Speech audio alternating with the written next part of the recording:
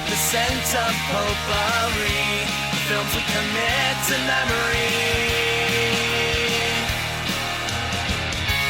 Crossing the felt ropes, watching from home on my TV, looking at all my eyes can see.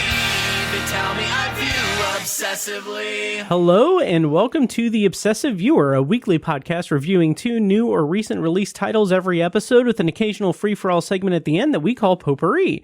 I'm your host, Matt Hurt, and you can find more of my work, including my written reviews, full episode show notes, and the complete backlog of our episodes, and spin-off podcasts at obsessiveviewer.com. And if you'd like to support us and get access to hundreds of exclusive episodes, you can join our Patreon at patreon.com/obsessiveviewer, as my voice cracks in a weird way. This week on Patreon, my Severance Season 2 episode reviews are still going strong. This Friday, I am reviewing episode 3, which is called Who is Alive? I'm very excited about that one to go up on Friday. And that's at patreon.com/obsessiveviewer. Elsewhere on Patreon, I did an immediate reaction to the IMAX viewing I attended of The Brutalist. And that movie just still blows my mind. It's amazing. And continuing the new thing for Patreon that I started last week, or the week before, I don't know when it was. Yeah, last week was companion reviews. On Patreon, I'm doing companion reviews of movies related or similar or what was somehow connected to the movies reviewed on the main podcast. And this week's companion review is for Aaron Brockovich, also directed by Steven Soderbergh, as is one of the movies we're reviewing tonight. And I might pair it with another review. I'm not sure, but that's going to be up on Patreon at patreon.com/obsessiveviewer. You can sign up over there for all of that and a bunch more content. But if you want to support me without messing with Patreon and just make a donation or whatever, you can always buy me a coffee in quotes with the link in the show notes of this episode, or just go to buymeacoffee.com/obsessiveviewer. Okay, tonight on the show, we'll be reviewing the new Steven Soderbergh haunted house thriller Presence in this week's secondary review. But before that, we're going to go over some movie news before we review the new thriller film Companion in this week's feature review. And joining me tonight is my friend and IFJA colleague whose work can be found at awakeinthedark.com, and he can be followed on Letterboxd at the handle of Awake in the Dark as well. It's Brent Leuthold, making his first appearance on the podcast in 2025. Welcome back to the show, Brent. How are you doing this evening? I'm doing great. Thanks for having me. New year, same me. Yes, welcome back. Thank you for joining me as well.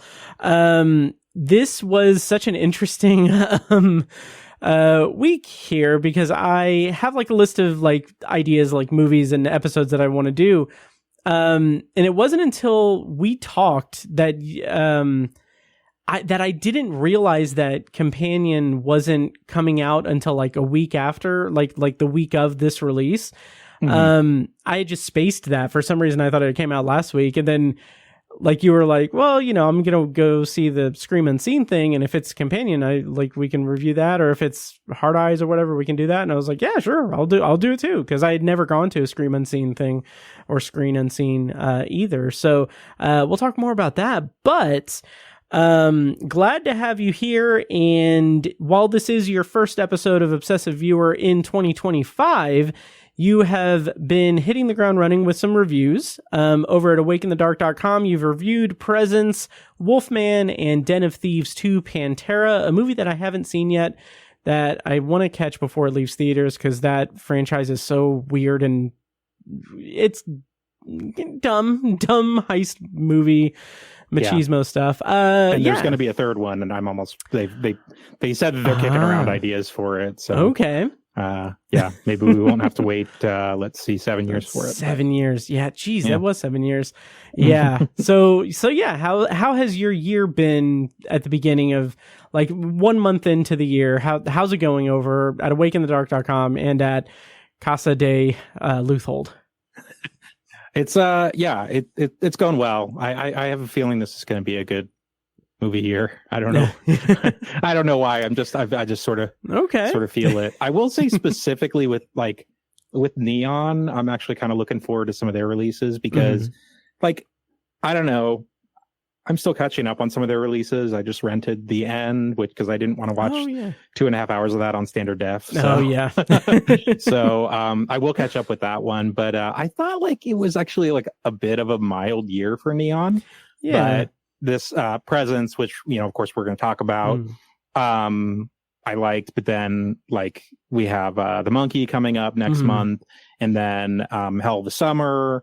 And there's something else, or your beloved Life of Chuck is coming out in the summer. So like, anyway, it's like, just if I'm even just looking at that, I'm like, well, I'm excited for that slate, and that's really only the first half of the year. So, absolutely, so it should be good. I have a good, I've a good feeling. Hope Springs Eternal, and nice, We'll see if One Battle After Another comes out. The Paul Thomas Anderson movie, or whatever it'll be called, if it comes out this year or next year. So, nice. I was thinking about this while I was in the theater the other day, that I don't know, like, this is inside baseball, but critics, and we get screeners and everything at the end of the year. One of the kind of crown jewels of that is the Neon Bible. They are one of the only studios now that send like a physical screeners. It's very nice packaging and everything. It's always something to look forward to. But I don't know if they're going to push for The Monkey to be a awards consideration. But like, I'm just like, I think it'll be in there though, because like even stuff in January and February, I think is even in there. I think it's just their whole slate, because they even had stuff like Babes was in. Like the Bible, like last year, that's another one I need to circle back to. That's on Hulu. I've just been dragging my feet on that. But I think they put just everything in there. So I think The Monkey will be in there, along with like Presence and Hell of a Summer, and definitely Life of Chuck. Which is what I was. That's. I mean, it's going to be my number one movie of the year. We already know. Not really. I take my my list making very seriously. But like, that's what I'm kind of getting at, is like, it's gonna be so much fun to get that and have two Stephen King adaptations in the Bible. It's gonna be good. So anyway, you heard it here first from Brent's mouth. 1 week into, a new administration, he thinks that 2025 is going to be a great year. So that's right. You can't break me. Nope. So this is my executive order. That it will be a good film year. But I agree. I think that this year is going to be it's going to be really good. I think, like, here's the thing that I kind of keep coming back to year after year, is that I don't know, aside from maybe like 2020, because of, the everything about 2020, I don't think there's been a bad year. And I think that's because we watch as much as we do because of like what we do. So I think that there's, but I think this one will stand out. Yeah. Even 2020, I had a 5-star film. I had a proper number one on my list. So, my God. Then, what was your number one in 2020? Soul. Oh, nice. But that's because I was having an existential crisis. Sure. The story, good year for that. So, yeah. The story of my number one movie of 2020 was one of those things. I don't remember if I said this in like the episode. I'm sure that I did, but my number one movie of 2020 was, and it's a movie that I enjoyed, was I'm Thinking of Ending Things, which is also an interesting kind of cross-section in terms of title and the mood of the world. Sure. But it was one of those things where it was like, for like the only time in the podcast run, I was just thinking, like, I don't see the purpose of any of this. Like, it's like, it was like everything is going to hell, and we're going to do a year in review episode. And like, I just basically was like, I think, honestly, if I could go back, I would make Palm Springs my number one movie. But I almost called it I Think You Should Leave. But I'm Thinking of Ending Things was like, both on Netflix. Yeah. And in fact, came out around the same time. I think You Should Leave came out in 2019, but still, yeah, pretty close. But pretty close. Yeah, Palm Springs was high up there for me, and I did have the whole cyclical Groundhog Day thing. There's no way they could have planned for that subtext to be so resonant that year. But yeah, it's a great movie. That's a really fair point. I really should have made it. So I don't know. Anyway, but it's locked in stone and on, audio. So I'll have to live with it for the rest of my life. Document. Yeah. But something that people in the Indianapolis area are not going to have to live with for the rest of their life is stuff that are playing in local theaters in the next week or play so. Forever. Yeah, exactly. So see them while you can. Really quick, just running down some stuff over at the Alamo Drafthouse in Indy on Lafayette Road. They're showing Eternal Sunshine of the Spotless Mind this Saturday, February 1st, and then throughout February, they're having a bunch of Eddie Murphy stuff, including Coming to America on February 6th. They're also going to show Dolomite Is My Name later in the month. And then, as I mentioned last week, they're going to have a Scott Pilgrim versus the World movie party, which is not related to Eddie Murphy, but, that is on February 12th. And then over at the Can, they're going to be showing Groundhog Day on February 2nd, of course. And I mentioned it last week, but at Keystone Art, The Lost Weekend is going to be playing on February 4th. And I mentioned it last weekend as well. If you guys can't tell, I did not really do much note-taking this week. But this Saturday at Flix Brew House, they're showing Clueless, which is one of my favorite comedies. So check that out. Links to all that is in the show notes. And check out the local theaters here as well as the big chains. But yeah, Brent, how, I don't know where to go from there. I was going to bring up news, but I do want to kind of pivot a little bit and ask you, like, really quickly, do you have like a standout movie theater experience from 2024? Just like off the cuff thing. I don't know. This was not planned. That's a good question. Stop Making Sense in IMAX was 2023. Oh, okay. That was my favorite of 2023. Mm-hmm. Gosh, I'm trying to think of 24. I mean, I saw Nosferatu a couple days into 25. Oh, okay. And that was really pretty terrific. Nice. Technically, that's a 24 movie. Mm-hmm. It counts. But it counts. We had seen it on a screener in pretty early December. Mm-hmm. And I liked it. But I went with a friend. So it was in theaters already, but something else had taken IMAX, whatever it would have been that week. I don't remember exactly what it was, but they gave Nosferatu like that first weekend in January. They gave it some IMAX times. Okay. And I was like, that'd be pretty awesome because I love the cinematography, even just watching from home. Oh, yeah. And so we saw it in IMAX, and I actually bumped my score up some because the sound and the like visuals were just so like the presentation was just so overpowering in a good way, and it made me appreciate appreciate the movie more. I mean, any kind of like, I mean, I don't want to say qualms because it's a really good movie, but like. I don't know, anything I had sort of like story wise or about it being like another Dracula movie, I feel like sort of started to not matter to me but it's, you know how it is. It's also when you're in the crush of like, was in early December. So that would have been, it was like, you kind of see a bunch of stuff in a short amount of time. So it's kind of seeing it removed from that, was cool. And we walked outside and it was snowing and it hadn't been before. Nice. It was like, that was neat. And like just stuff like that. And then we made out. No, I'm just kidding. No, for sure. But yeah, it was just like, so I don't know. Maybe I didn't have it in 24, but I had one already this year. And I Stop Making Sense was incredible in IMAX. That was in September of 23. Okay. But that's one of my all-time favorite movies, and seeing it in IMAX. Nice. I almost drove down to the State Museum for that, but I didn't. We ended up seeing it. Even in IMAX, it was powerful, and it did the dancing and all that. So nice. Yeah. So was it a better experience in 2023 than the Eras Tour movie? We saw that really soon. Those were really close in terms of time.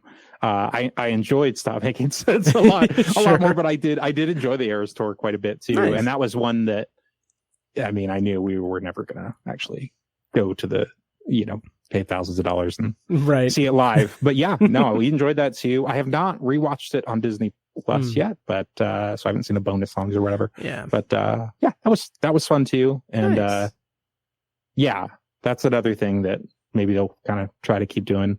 I know they've kind of done other IMAX concerts and stuff. We'll see if they keep doing that. If it gets people out, they should. So. Yeah. Oh yeah. I'm all for it. I still haven't seen the Eras tour. I don't know if I will, but yeah, it's anything that brings money into theaters, I'm fine with. Was Brutalist at the State Museum IMAX? Is that already you're starting off on a high point? Oh my God, yes. This year? So yeah, that was awesome. It was so good to get to see that in the State Museum IMAX is amazing. Like I figured, okay, I'm gonna go see it at the AMC nearby. Like I'm gonna see it there. It'll be fine. Like I was excited for it and everything, but then the State Museum got it, and I was like, okay, yep, you can't not see it at the State Museum.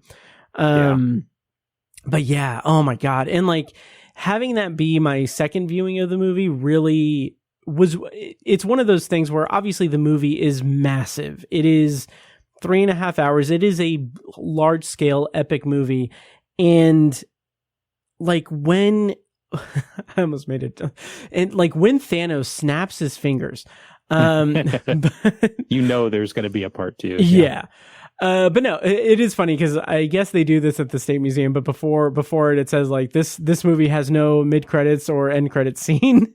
So I thought that was kind of funny, but getting to see it having the context of the movie, knowing the movie and seeing it again, just it's one of those things that it opens it up a lot more, especially when I'm not watching it at home on a screener that when I watched it at home, I wasn't pausing it or anything. It wasn't one of those things where it was 3.5 hours extended to 5.5 hours because I kept pausing it to do dishes or something. But the only reason that didn't happen is because we had such a finite amount of time, and I had waited until I had maybe an hour's buffer from the screener expiring to when I would have finished it, assuming that I watched it in its entirety without any breaks. So being under the gun there, but then being able to watch it in a theater full of people and on the biggest screen in the state. It wasn't 70 millimeter, but it was beautiful. Even still, yeah. I mean, yeah. Just the moment that the music starts, it's just it is. It's an experience. It's amazing. Yeah. Yep. And then that's great. Yeah. And then on the way home, I rambled into a microphone about it while I drove home. So and a few times in that recording, I say these words. I don't know if I'm going to use any of this audio. But yeah, hopefully it wasn't too much of a rambling mess, but it was a good experience. I was glad to get to see it in the theater finally. Yeah. I feel heartened by people that have mentioned that they're interested in it, just friends and family and stuff. What's that movie and all that stuff? Because it's it's a heavy meal and really demands your attention. But just I think because of the awards buzz, which is it's definitely there, and I think it's one of the front runners for sure for picture and other things. That's been heartening. It's nice to have stuff like that because we see stuff and we see a bunch of stuff and you kind of don't know what people are going to be interested in sometimes, right? But I guess it's because when we see it, we don't know exactly what the Oscars are, of course, stuff like that. So right. Anyway, all that to say that that's been sort of cool. You can say to have people. Yeah, we don't know what the normies are going to think. And no. Yeah. But sometimes we have to put our ear, ear out and hear what the normies say on top our mountain. Yes, the brutalists, they say. Yeah. But yeah, no, I'm just joking about that, please. Patreon.com/obsessiveviewer. But speaking of awards and speaking of Patreon, because I don't know if I'm going to do this or not, but, last week, and this will be the last thing before we get into like our, feature review for the evening and everything. But, last week, the Oscar nominations were announced, and if I have time this weekend, I will try to put like a more detailed Patreon episode out there for the Patreon supporters, running down my thoughts on the nominees. But Brent, what did you think about this year's Oscar nominations, and do you do anything fun for the Oscars? Terms of nominations, about what I expected. A few pleasant surprises, a few, snubs, and that sort of thing. But I think generally broke about the way I expected, especially in the acting categories. There were like very few surprises there, if any. But some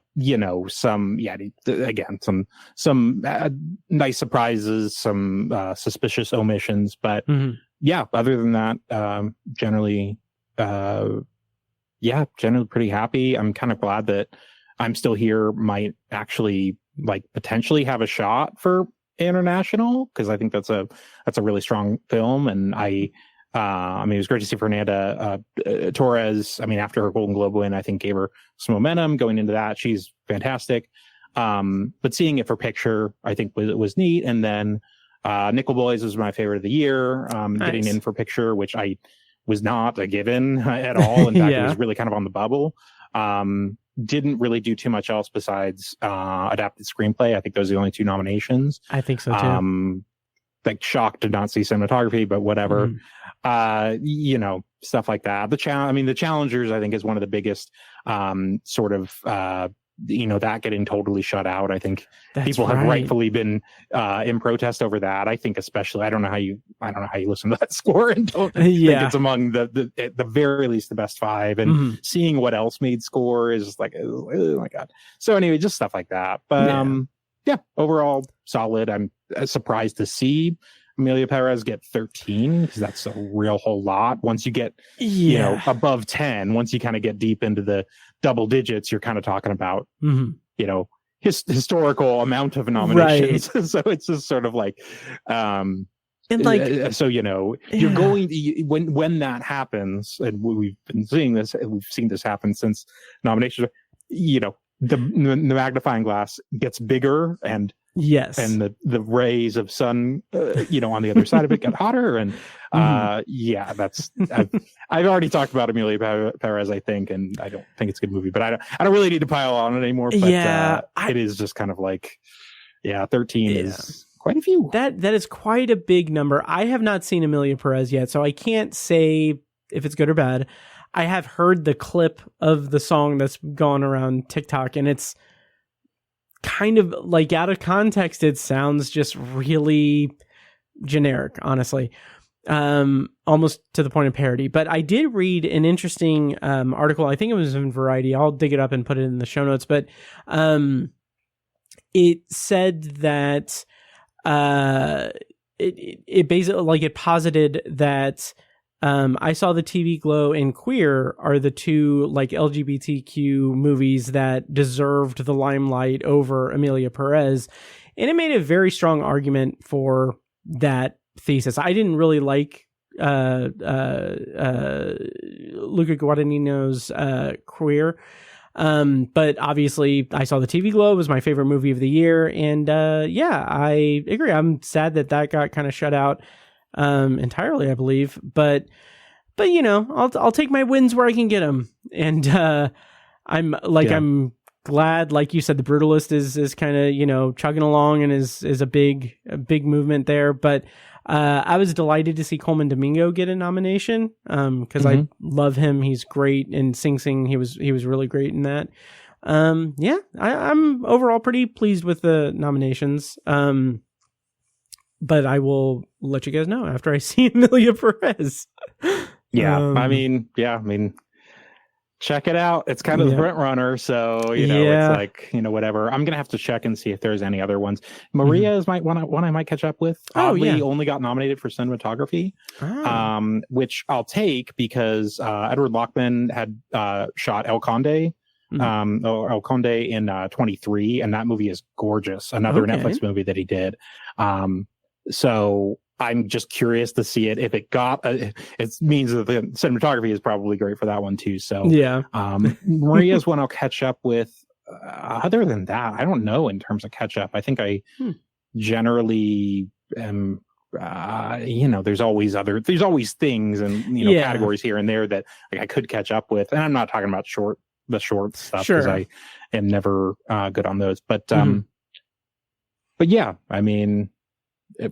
We'll see what happens. I mean, I think 10 for Brutalist is still strong, and I think it's a lock for actor and director, and then I think it's definitely in the top 2, maybe 3 for picture, just depending on how the AI conversation continues to play out. But people are really piling on Emilia Perez right now, so maybe that'll fizzle out. I don't know. We'll see. One of my big disgraces of this year was that of the nominees for international film and documentary film, I have not seen any of the nominees for either of those categories, which I feel ashamed about. Like, I should very much get on that.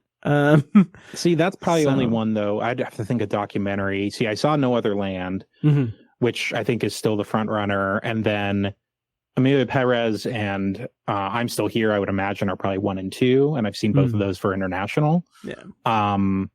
So I mean, Emilia Perez, I don't know, go ahead and watch it, but I'm not going to say you have to see it or whatever.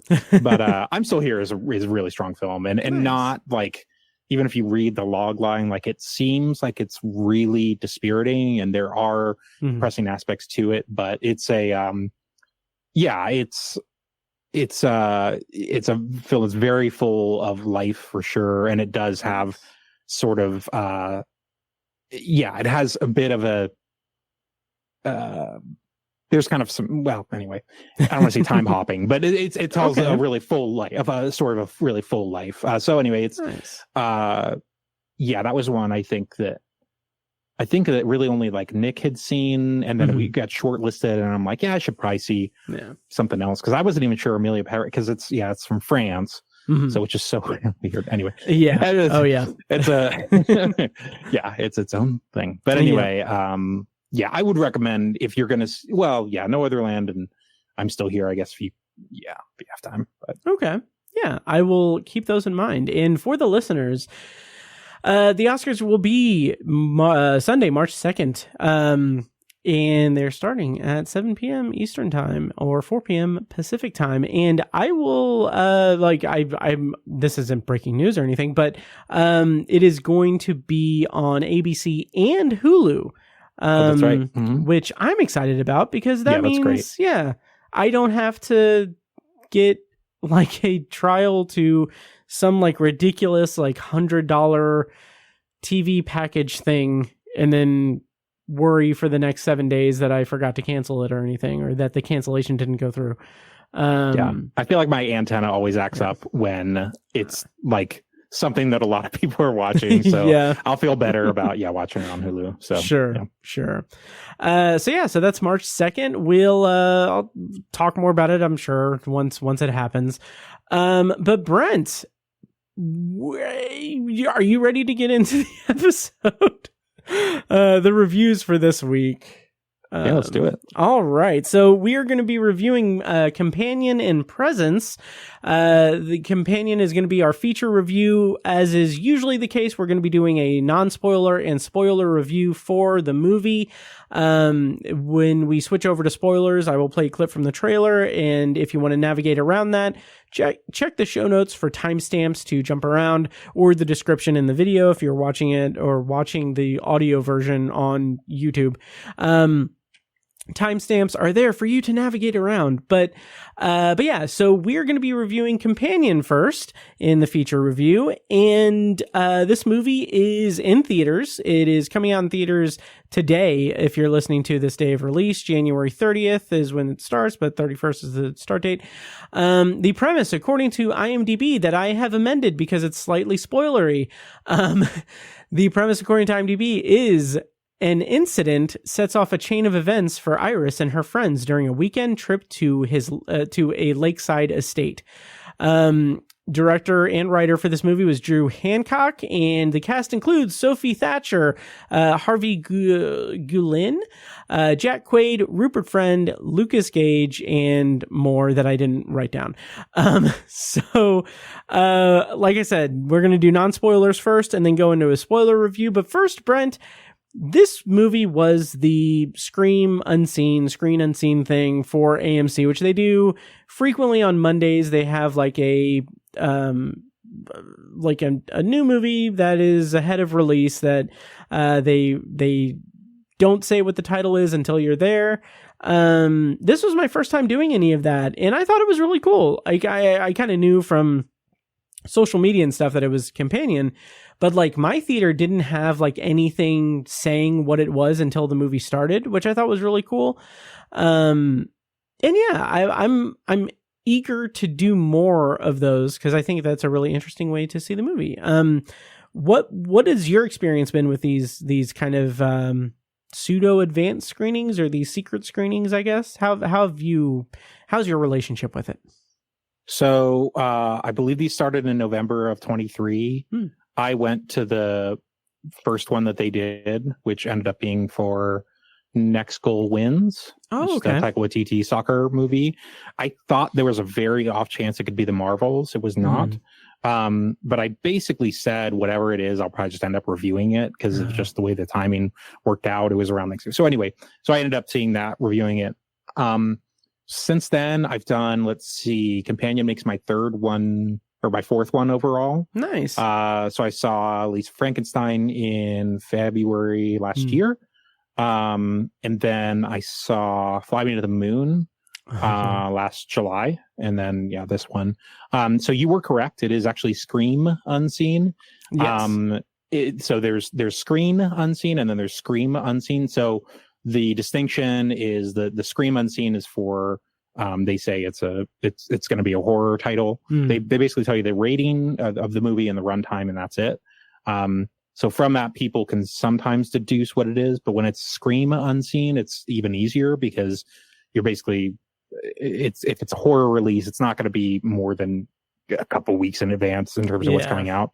So there was like a 95% chance this was going to be Companion. Hard Eyes does come out February 7th, and the runtime is very, very close to what Companion is. So there was like a 5% chance. When they still do a pre-roll for this, so there were trailers for it, and Hard Eyes was one of the trailers. So I was like, I'll get that. Pretty much all but secures it. And there was other stuff too that really kind of pointed to Companion. They've been doing WB and New Line have been doing a lot of just promotion for this. They've been doing other sorts of screenings. So anyway, so yeah, it's fun. I have not gone to a ton. I typically try to do it when I have a pretty good idea what it is. Fly Me to the Moon was a similar thing because it was like over 2 hours, and because the rating was like PG-13, it was like one of those things that's like, it doesn't make sense that it would be anything else. Right. And that was one I think I wanted to get an early review on. But yeah, this one was one because again, like it was like almost so certain of what it was going to be. I was like, yeah, I'll see that a few days early. Why not? Yeah. And it's funny because I think this is actually I don't think people go into a lot of these Screen Unseens or Scream Unseens without a pretty good idea of what it's going to be. Yeah. But if you didn't, if you did the 1990s thing and you walked up to the movie theater and said, I just want to see a movie, this would be a really fun one. Yeah. Which is to say, absolutely. If you don't know anything about it and you said it's an hour and a half and it's generally some kind of horror movie, we're not going to say anything else besides the runtime and the rating. Right. I would actually argue you would probably like it or have a better time not knowing anything about it. Yeah. So turn off the podcast. Yeah, right, exactly. So, and that's even if you hadn't seen the first trailer, much less the second. Right. But that's not how people do things. God knows we bet our entertainment harder in the 2020s more than we ever have. So that's not really a thing. But if it is a thing, then this is even more of an ideal total surprise screening. Oh, so, absolutely. Anyway. Yeah. My experience with it was pretty awesome. Despite, I think, like I don't want to say exact, like someone brought a blanket and it smelled like cat litter. What are they doing? It was weird. Yeah. Like it's one of those things where they're used to it. Yeah. In their house, that's the way the blanket smells in their house. But then they bring it out in the wild. And, and like nothing against them or anything. I was just like, I had like a little like existential crisis. Like, wait, is it me? Did pizza pee on me? No, it's the blanket that's wrong. Yeah, exactly. But it's funny because like I saw like some like stuff on Reddit and on social media saying like, oh yeah, it's definitely Companion. You know, people in the UK had theirs and it was Companion, so it was pretty much a given. But there were people people were saying like, oh, what if it's the monkey? Or I really hope it's the monkey. I'm just like that. There's no way that it that far in advance. But I kept seeing someone say like, oh yeah, you know, I wonder how many walkouts there's going to be. Cause like, I guess a common thing with the Screen or Scream Unseens is people just walk out because they don't want to see the movie. And it was funny and it was confusing to me. Like I wanted to find out if these people like went to see another movie because like the moment the movie started, like a couple minutes in, they got up and left and they had like a full tub of popcorn. They had drinks and everything. And I'm just like, please tell me you're going to see another movie because you just spent so much money. Once you're past this is terrible. We shouldn't talk about this on a movie podcast, but once you're past the ticket thing, you can hypothetically go into any, hypothetically. I did think about, I might do this on TikTok, but like there's a trend going around where it's people saying like, yeah, you're in a Severance like wellness thing. And it's like the voiceover saying like, you're outie, and then says like the worst things imaginable. And you react and say like, well, are you sure you have the right person? But like, I just imagine like, what would mine be if you're like, your outie does not sit in the assigned seats in the theater. Your outie shows up 30 minutes into the trailers. Yeah. Pushes up the recliner, even though you know you're in the wrong seat. Yes. Your outie sits right next to occupied seats. In an empty theater. That's bad outie behavior. Yes. Yeah, I'd want to. Yes. I'd want to still bifurcate from that outie even more in that scenario. Yeah. Oh, absolutely. Yeah. So that's been on my mind. But anyway, but yeah, this was a cool experience. I was really glad to do that. And I'm gonna dip my toes more into the Screen Unseen stuff because I mean they're like always Monday night ones. I believe. Yeah, almost always. And the trend, it's not always this way, but they've. And again, like with the Next Goal Wins, I think that was like 2 weeks in advance, and they'll do that sometimes. But typically, it's like the Monday before a Friday release. So like the week we're dealing with right now, that's a pretty common cadence for them. They've already announced one for late February, and I'm like almost positive it's going to be Last Breath. Oh, interesting. Which is the Woody Harrelson diving whatever one. So you can kind of just tell. I kind of like the Scream Unseen a little more because I feel like it helps when you have that genre, because Lisa Frankenstein was one where I knew it was going to be that. There was one called Sting that I didn't see. There was a the Spider movie. Yeah, Spider movie. Yeah, I didn't see that one, but I think this is maybe only the third or fourth Scream Unseen they've done. Interesting. And I kind of like that because you talk about like the walkout thing, and it's like, I think if you know, horror heads tend to stay strong. It's like, yes, I if you know the rating, I mean, yeah, an R-rated horror movie, you know, because even like the Terrifier series is unrated. So I mean, short of that, like it's not like you're really probably not going to scare anyone away, so to speak, in terms of like. Yeah. I don't know. So anyway, I think with Screen Unseen, it's a little more like, that's why I don't go to too many, just quite frankly, because it's like, you don't know what you're going to get. And Fly Me to the Moon, I think it was an example where like, that's what it was. It was 4th of July weekend. It was before that. And I was going to be out of town. I was like, well, I want to be able to already write about it Effectively, that's what it was. But there was like no one in the theater. I think that one was really clear about what it was going to be, and we were like the only ones. But that movie tanked, so like you kind of it's like no one was going to show up for that anyway because no one wanted to see it. So anyway, I'm about to say that the Scream unseen ones I think probably are in the future. I'll probably aim more for those, but if the detectives are really good about figuring out what it is, then I'll even the screen unseen ones, it's possible to give it a shot. So. Yeah. And it's funny, you mentioned Fly Me to the Moon, and then a few weeks later, some asshole invites you on his podcast to talk about it. Did we talk about that one? Yeah. Oh, we did. That's right. Yeah.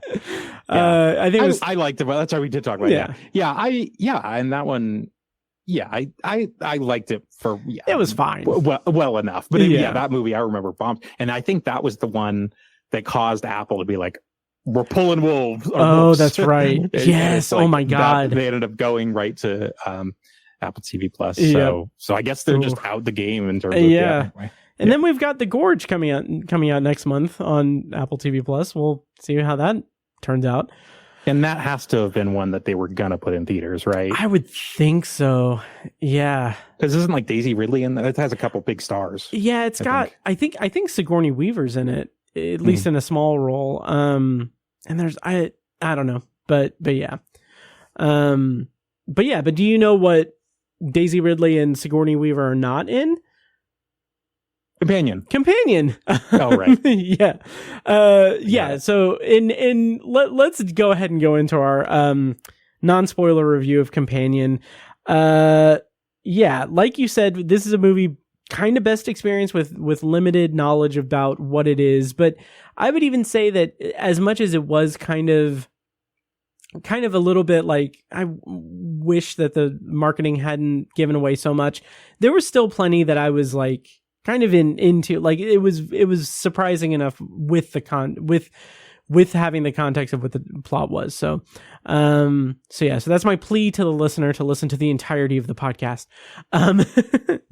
But yeah, I was looking forward to this because I really like Jack Quaid and Sophie Thatcher, but like Jack Quaid has been popping up in so much good stuff, including freaking Scream. And like, he always has kind of a similar vibe to him. Like he's one of those guys that's kind of like just has like his own thing. And like I kind of kept thinking about it this time around, thinking like, you would think I would be just so tired of this guy at this point, but like he's got so much charm and charisma that I'm like I'm all for it. So I don't know. How did you feel about Jack Quaid and the movie in non-spoilers? Yeah, he's going to be in Novocaine coming out here in a couple months as well, which I've probably seen that trailer more than any other so far this year. Oh, interesting. So I hope that one's good. But either way, it's definitely they're definitely pushing him, and he's definitely got charisma. He was on The Boys, which I still have not really seen except a few episodes. But yeah, kind of cool to see him coming up. So. Yeah, I enjoyed this overall. So after the first trailer, which is kind of one of those teasers where it's like pretty much just one scene of the movie, kind of played out, and it's a suspenseful, strong scene from the movie. I was like, that looks fun, and it's the producer of Barbarian, and so you kind of have this idea that you're kind of walking into something that might seem to be one thing and will have kind of more secrets down the way. So I was like, that's cool, like great. For me, I'm just like, I don't really need to see anymore. Like I'm sold, blah, blah, blah, all that. And then I saw a second trailer sometime earlier this year in front of something, and I was like, I wish I hadn't seen that. Yeah. I will say I don't blame Warner's for putting that out there, revealing what they do. That's technically New Line, Warner's, whatever.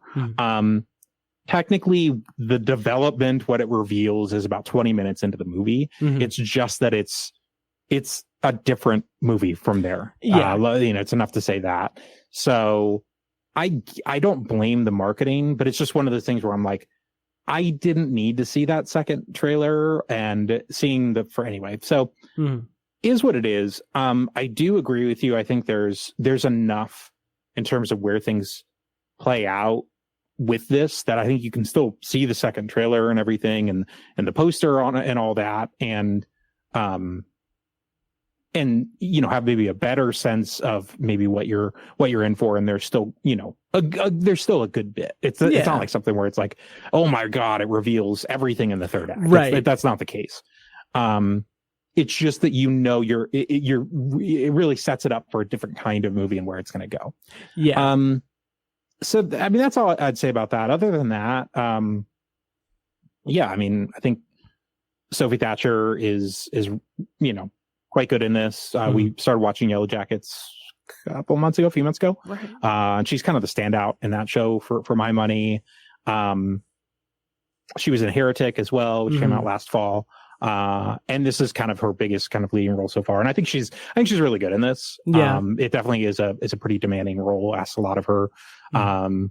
Both in I don't even know if this is technically a horror movie. We can, we could go back and forth on that, but all that to say, I was really impressed, with her. I agree about, Jack Quaid. He definitely, he's, I can't speak for too many of his other movie roles. I know he was in Oppenheimer and, like Hunger Games early on and stuff like that. Right. Those were the sequels and stuff. But, he definitely, if Novocaine is going to be selling him as more the kind of like knight in shining armor, leading man sort of thing, this is sort of the opposite of that. Oh, absolutely. So that's enough to say there. But other than that, I think probably non-spoilery. I feel good about that. Nice. Yeah, Jack Quaid was also in a rom-com in 2019 called Plus One with Maya Erskine. Which I really liked. I'm a sucker for those types of movies, but yeah, like I said, he's just got this disarming quality to him that when he plays like these shitty guys, like it's really satisfying to see him toe that line in such interesting ways, in numerous roles that he's taken. Yeah, I don't know how much I can also say in non-spoilers, but we're going to be pretty vague here. But I thought this was a blast. It was so much fun. The energy of it. There are these like quick little moments that are just like, they're like weird, quirky comedy things that are just immediately like just whisked away by like the drama of it and the horror elements, the thriller aspects of it, that it's like partially it seems like very lightly like inspired by like Coen Brothers movies, but with an interesting bend to it that I will not give away. But just like it's something that in terms of the overall kind of, not really message of the movie, but the overall kind of vibe of the movie is very much in my wheelhouse. And it's something that I think also allows it to have a lot to say, a lot more to say than some other movies similar to it have failed to say in recent times. So that kind of fresh like coat of paint on some like interesting themes about relationships and like interpersonal relationships and romantic relationships and connections with others and everything. There's a lot to be mined there. And I saw like a Letterboxd review or something that was like, this is going to really piss off the nice guys of the internet or something like that. Or they're really going after the nice guys. And I was like, yeah, I can kind of see that, but yeah, I do in a weird way, it kind of feels like Jack Quaid is almost like becoming a poster boy for that type of like character, in some of his work. But, I think this was just a really fresh and fun thriller with some interesting, there's also some interesting kind of parallels between this and Presence, and that it's like a group of people that are kind of in one location and things happen, which that's basically every movie. But yeah, but it does in these two movies. Yes, exactly. And this was Drew Hancock's directorial debut from what I could glean.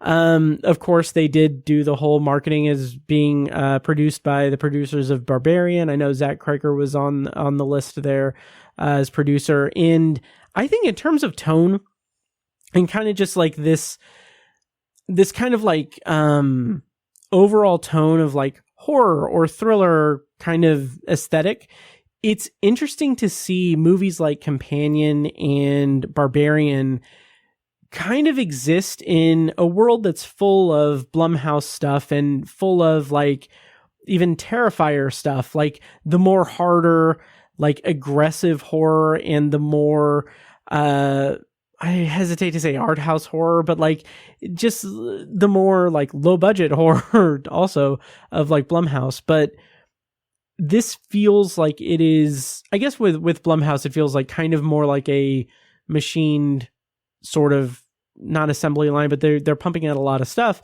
And here it's like this and Barbarian are kind of unique sort of genre pictures, I think.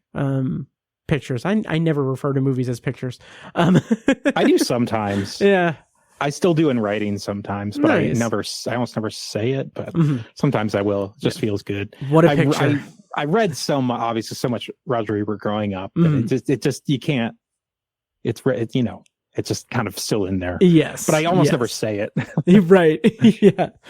Also, video games are not art. Right. Yeah. Just kidding. But I'm fiercely anti-video game as art. Yeah. But yeah, I really enjoyed this, and it's so nice because like, here's the other thing. We talked about the kind of award season crunch, end of year crunch with watching stuff, and like that's one thing that's something that as kind of a byproduct of what we do and how we spend our Decembers and Novembers and Decembers and everything. It's something that makes me eager for January, because January is notoriously the dumping ground of like movies that are just kind of like not awards bait, not like it's in the in-between awards, awards pushes for last year's movies and new releases like the summer blockbusters and everything. So we get this dumping ground, and like I love this time of year because we get things like The Damned a couple of weeks ago that like it's perfectly fine. It is perfectly like it's like I don't know that I'll remember all that much about it in the next like several months, but I had a decent time watching it. And then we've got Companion, which is a movie that I, spoiler alert, rated 4 stars out of 5. And I just had a really good time with, and think that it is constructed in such a way that is really fun and worth celebrating, I guess. Yeah. Yeah. And I mean, it's I think the fun thing there too is kind of what you're talking about. January releases something like Den of Thieves Mid-Era, which we already kind of alluded to. Den of Thieves I've not seen, so I caught up with that. I thought it was pretty, like, overall, I really liked the heist section of it a whole lot. I thought the rest of it was like a total mess. But anyway, but then Pantera comes along. That's actually quite a bit different, even though it's still a heist movie. It's like, anyway, so like, and I think it's kind of an improvement on the first one. And so like, you would normally, I would have like rolled my eyes at like, I got to review a Den of Thieves sequel, like a January Den of Thieves sequel. And I was like, it's good. Like it ended up working out pretty well. So anyway, that's your point of like, yeah, you kind of never know. January is not as reliably terrible anymore. You can't count on every movie just being like, oh, keeps you on your toes, and that's great. I can definitely say that a Companion. I mean, I had, I didn't think it was amazing, but it's certainly a movie that they're trying to get people out to the theaters to see, and I think it potentially could do pretty well. Oh yeah, it's definitely a fun movie to see with a crowd. So, so yeah, I love the whole like all 12 months, play all 60 minutes, going with the football metaphor. Totally. Release yeah, you get it. Yeah. There's 60 minutes in a football game. Yeah. So yeah, the idea that it's like, the movie year shouldn't start in March or whatever. Right. It should start in January. So yeah, I'm with you, and I like them. Putting this out there early, and I hope people check it out. Me too. It's a fun early surprise. Yeah. Yes, absolutely. And just to kind of get to close the door on the non-spoiler stuff, I do want to just highlight, we talked about her a bit, Sophie Thatcher. It's interesting because she has been making, these last couple of years, a name for herself in horror suspense movies. And I am all for it. She's phenomenal in this. She carries a lot in that character. And I'm eager to see where her career goes from here. She was also in The Boogeyman. But yeah, I'm very eager to see where she goes from here. If she, stays in that horror suspense genre, if she branches out a bit. Either way, I think she's really making a name for herself. In these pictures, in these here photos. Yes. This is a nice breakout for her, and she's been in. Well, I guess The Boogeyman, was she the main one? I saw that movie, but I don't remember anything about it. I saw the movie. I reviewed it on Tower Junkies. They could have done a little better job with a memorable movie. Yes, called The Boogeyman. She is the she's the lead daughter of the movie. Man, that movie the story is really good, but isn't it we don't need to go back, but anyway, all that to say, TowerJunkiesPod.com.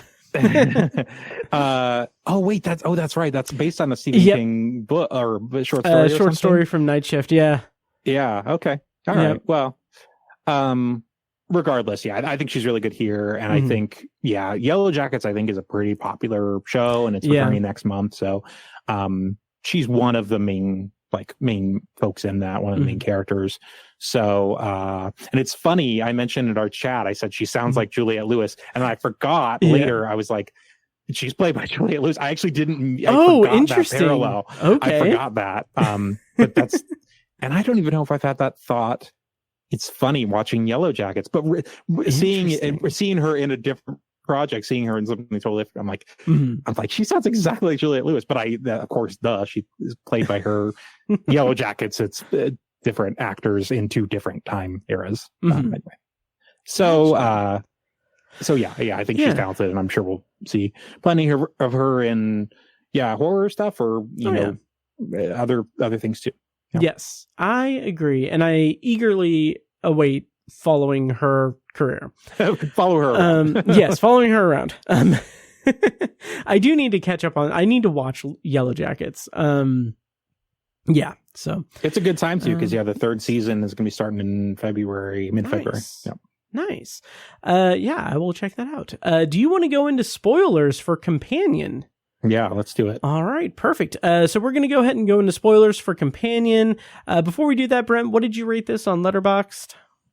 I give it a 3 out of 5. I think it's a fun thing. It's tough because I knew the thing going into it. I think if I hadn't, I would have liked it more. I do think just even if I hadn't known, there's definitely some pretty loosey-goosey plotting, cohesion things that we'll get into, but it's a fun time. And even if you're not, this is not a spoiler to say, it's not a hardcore horror movie. In fact, you can make that, you could even argue whether it is or not. But it is, it's a fun time. I think they pitched it as a date night movie. Jack Quaid did. So take that for what you will. And I kind of love that. If you want to see it as an early Valentine's Day movie, I'd say, have at it. It certainly is about relationships. Yes. So. And especially for the horror loving crowd, I think that they'll love that as a horror, date night. Yeah. yeah, I rated it 4 stars as mentioned. So we're going to go ahead and go into spoilers for Companion. This is your final warning. If you don't want to know anything about the movie, go ahead and skip around, use the timestamps in the show notes or in the description on YouTube. Also, those timestamps and show notes are at obsessiveviewer.com/OV464. I'm going to play a clip from the trailer, and when we come back, we're going to be spoiling Companion. There have been 2 moments in my life when I was happiest. The first was the day I met Josh. I'm Josh. I'm Iris. And the second, the day I killed him. Just relax. Remember to smile and act happy. Do they know?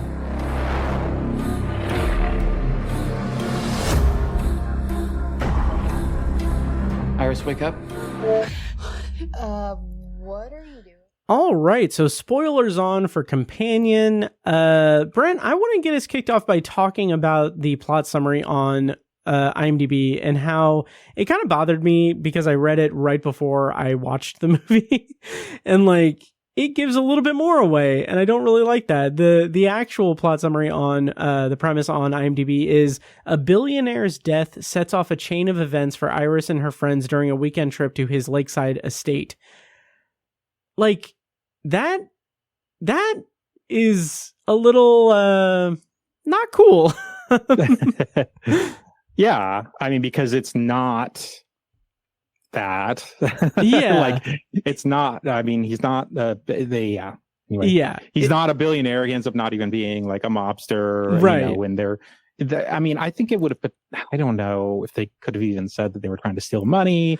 Yeah, I don't know, but I think I think they could have even made it more vague. Just make it make it the standard horror trope pitch of 6 friends are meeting at this cabin and something happens. Like, yeah. Oh yeah. I have not written about this yet, so I'm going to do my darndest to try to keep it vague with the plot summary. Okay, we'll see. I'm just literally going to start writing, and then if I feel like I can't, I can't get into talking about the movie more without revealing that Iris, Sophie Thatcher's character, is a companion robot. Then I'm just going to have to reveal it, I guess. I did check, and it's around the 20-minute mark of the film. Okay. So that's why I'm not saying I blame like Warner's. Right. And it could be that, well, one, they're trying to sell the movie. Well, yeah. So there's that. But then 2, maybe they're like, they're like, we don't want to totally think people are getting, we don't want people thinking they're getting something totally different. Yeah. So I don't blame them, but it's at the same time, like, again, I watched the beginning of the movie in a totally different way. Even the first 20 minutes, I watched in a very different way, knowing that information. Yes, absolutely. So, it kind of reminds me a little bit of Abigail in that reveals relatively late in the movie as well. But obviously, you know, the marketing is all about that. I don't know. It kind of sucks to kind of have to like that one. Watch. I was able to keep. Oh, hidden. Nice. I was able to, but that's around like, I haven't seen that movie since I saw it, but I mean, around the halfway mark or something like that. Yeah. And there's enough with the characters that there was enough people that I was able to really do it. This is like, it's kind of wham bam. So you're listening to this now and I haven't written it. So I'm not saying that I won't. And I don't fault the studio. Yeah. Me neither. It's just even, so that very first scene, I'm like, well, that's an implanted memory. Yes. Okay. And then him saying, Iris, wake up, Iris, go to sleep. Those aren't just him being a commanding boyfriend. Those are commands, voice commands. So but again, like you said, I mean, I think there's enough in that remaining hour and change. One of the reveals, Patrick being a companion, which is not at all revealed in the trailers. So that was pretty satisfying. Yeah. And even like, I don't know in the trailer if they show even who gets killed and how that happens. They do. They show Sergei getting the blade in his neck. Okay. Yeah. So there you go. I mean, there's more to him too, and how that happens. And I guess, well, at that point, she's a companion. So anyway, is what it is. But there's a good amount of stuff, and movies are all about the how, and so it's okay. Well, how then is she gonna get out of this pickle? How's she gonna get out of the situation? And yeah, so I mean, there is fun stuff in terms of her, getting his phone and then basically essentially being able to, mess with her own settings. I think that's a fun sort of a way to advance the plot, and she's able to literally crank up her intelligence to 100%, which they tell us at one point is there's still safeguards on it, but like that puts her up to basically like, a Harvard grad essentially, whereas 0 makes her basically like, that's a whole thing we'll talk about in a little bit, I guess, but like basically makes her stationary, but like, anyway, that's a whole other thing. But so that, and then she's able to change her voice and her eye color, which that in that moment I was thinking Lucy, the Scarlett Johansson movie, because she's able to change her eye color. That's a different thing because she takes it goes off of the whole 10% or 1% of your brain lie, that whole thing, which is not it's a misnomer, but it's like, what if you use 100%? So basically the 100% is she gets a ton of superpowers, and it's actually kind of awesome movie. Nice. But anyway, that reminded me of that moment where she cranks it up to 100%, like, because it literally in Lucy, it's like 80%, 90% of her brain. Jesus Christ. Spoiler alert, she gets to 100% anyway. So from that sort of like kick-ass chick sort of overlay, I thought that was a fun section of the movie, is her basically kind of running through the woods and she even plays out scenarios in her head, like if I try this, what's going to happen and all that. So I like that. I liked that too, especially since they used some of that footage in the trailers too. So that was a little misleading, like Jack Quaid with the gun, and like that's really good. But so yes, her being a jailbroken sex bot was clearly in the trailers and everything, and it does kind of lessen, knowing it going in, it does lessen some of the early dialogue, like when he says just casually like you can't lie to me, and it's like kind of a playful thing, but like we know, like, oh, he's serious, like she literally can't.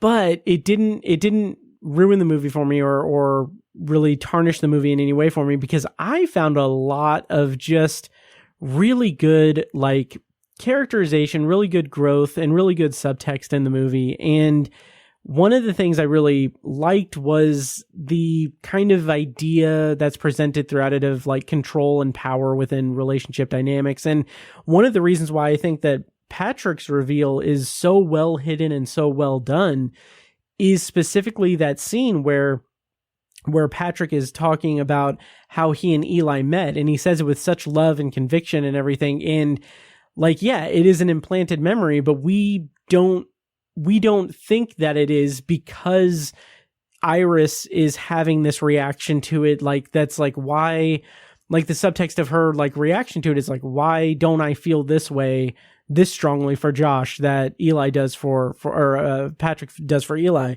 And just like, I think like little things like that are really kind of good ways to A, conceal some surprises in the plot, and B, a good way to just kind of further kind of deepen the kind of themes at play about like relationship dynamics and control and power within relationships and all that. So yeah, I like that.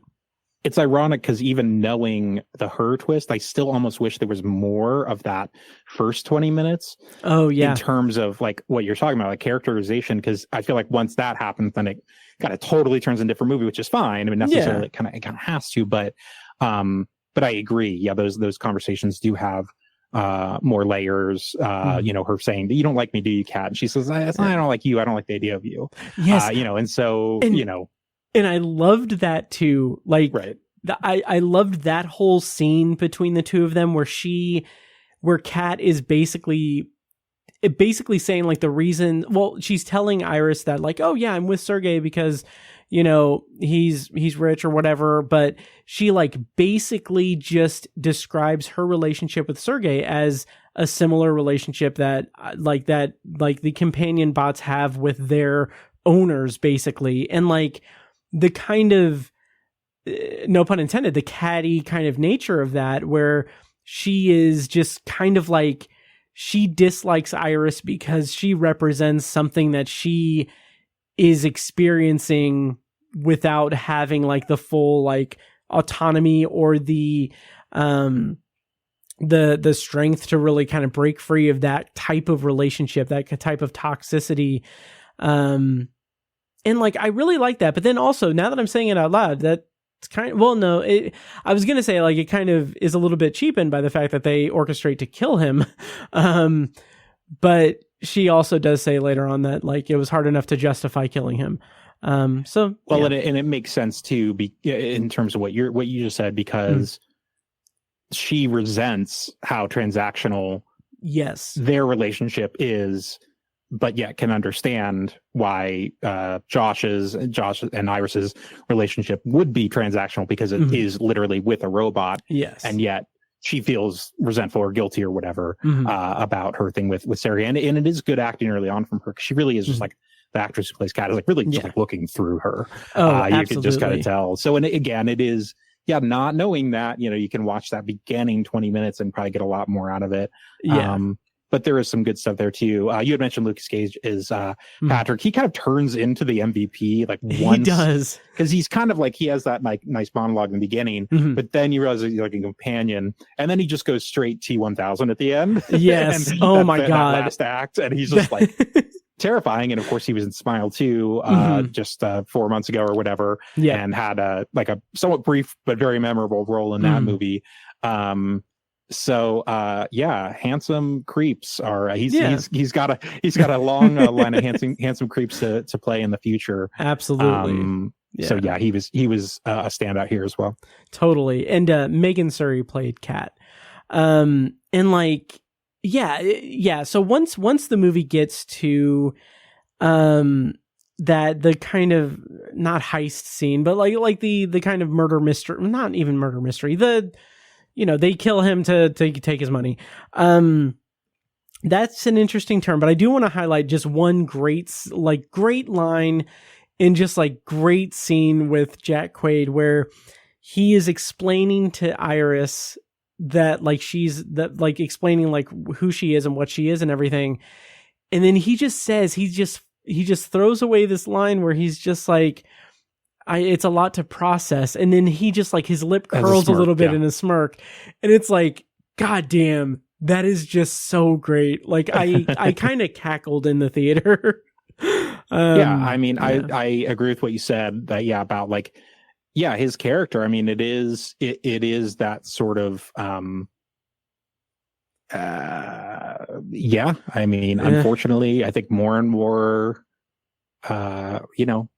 young men, we're kind of seeing this thing where it's like, I can't talk to women. I can't talk to ladies. I can't get it happening. It's like, I am just gonna rent one, not even buy it. He mentions he is renting her, and use her for sex, which we do get a couple fun smash cuts. So to speak. So those are great, but I mean, there is that, especially towards the end. I mean, he's just a total villain, and it is that he has those like lines at the end, like you know how hard it is for guys like me out there. It's brutal and all this stuff, and she just, of course, can't feel bad for him and shouldn't. And it's this idea that it's like, that these young dudes feel like the world has it out for them, and this whole thing. And so I'm trying to think of like the other roles he's played, but he does the incel thing very well here. Yes, he does. Say that. Oh, absolutely. Absolutely. That kind of, the way that it kind of comes about, like obviously it's there almost from basically the beginning. Like you can kind of tell like there's something off about this dude. But like the way that it comes out like full force, like when he's like talking about how like, why does every woman in my life treat me like that, or like do this to me and everything, and it's like, you're the common denominator, buddy. It's really good. And also it doesn't come across as like a I don't want to say pandering, but like it doesn't come across as like a cheap shot at red pill incel culture and stuff. It's like it's aware that subsect of idiots are a laughing stock. Like but they are also dangerous, but they are worth laughing at. And like the way that it has this, just that joining together of those tones where you can laugh at him, but also feel horrified of what he's capable of and what the people, like what Patrick is capable of when Josh kind of reboots him. It's really good characterization. Well, and that he's so controlling over her, and yet he has no control over this situation with the money. And he can't, like, Kat even mentions, like, don't talk to me like that. Like, I'm not a robot, like you don't talk to women like this. Of course Josh doesn't know that, because that's what he wants for all that. I will say too, some fun needle drops. He names her Iris because the Google Doll song is playing. I don't know how often dudes are just hanging out, even the red pill dudes are hanging out listening to the City of Angels soundtrack. But hey, I mean, it was fun anyway, because of course, as soon as I heard that song, I thought, oh, that's why he's going to name her Iris. I had the same thought, and that's a fun little thing you can be ahead of. I was giggling at that, and I really like that they don't call attention to it aside from just the needle drop. Like it's really good. It's really good in terms of just like not throwing things in our face. There's a couple recurring ones. Little boo thing they have with a really funny flashback of the Halloween thing is like they have this choreographed dance that's just like again, it's a playful movie, like it's fun. And Book of Love, the song Boy by Book of Love is the one they are dancing to, the kind of synth pop song. So there's like fun needle drops. It's I mean, I think more than anything, I think it makes a lot of sense to pitch this as the same like producer as like attached to the Barbarian as much as you can, because that movie made a lot of money and I think really surprised people. I think this is, of course, more of a sci-fi, not romance, but about relationships, whereas that's more kind of Sam Raimi, Evil Dead horror. Barbarian is, but the common element I think between the two is, again, the element of surprise and playfulness, which I think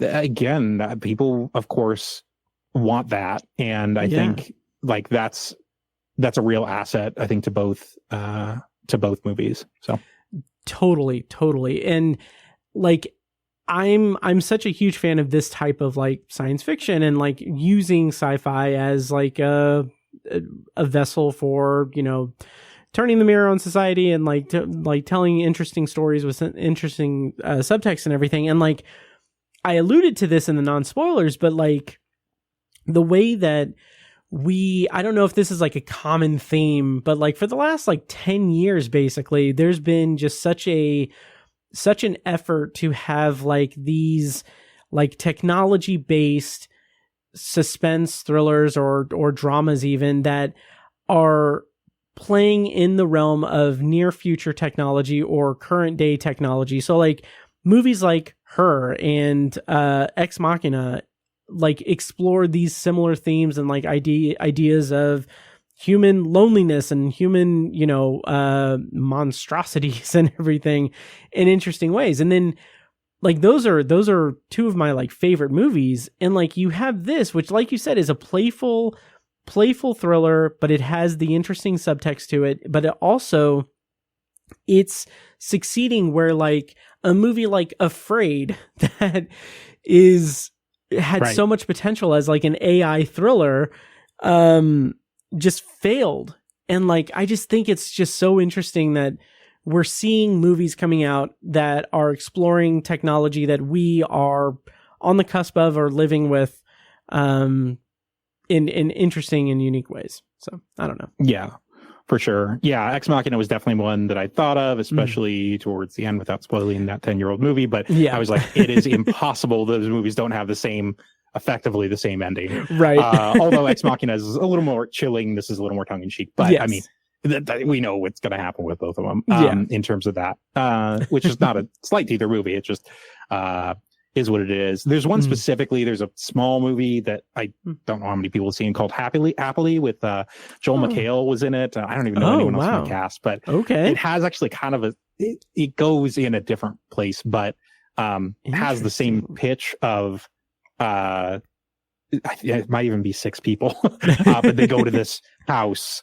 and you think it's going to be kind of one movie and it turns into another. So that is one that I kind of maybe a little bit was like subconsciously comparing to somewhat, but all that to say, like, this is still definitely like clever movie. And I agree with you, like what you said, like, this is a good message. I mean, and with seeing something like Wolfman earlier this month, right, where again, like the Invisible Man actually somewhat kind of similar message, Invisible Man and Companion, but like Wolfman, seeing a horror movie try with that sort of subtext and kind of just go nowhere with it, to see something like Companion and have it like it's, I think it's really, it does really well with that subtext, and it totally weaves into the thing. Like, that's just heartening to see, because I think I think sometimes horror can get lazy with that. And this one didn't. So and that, I think also that is a great comparison too, because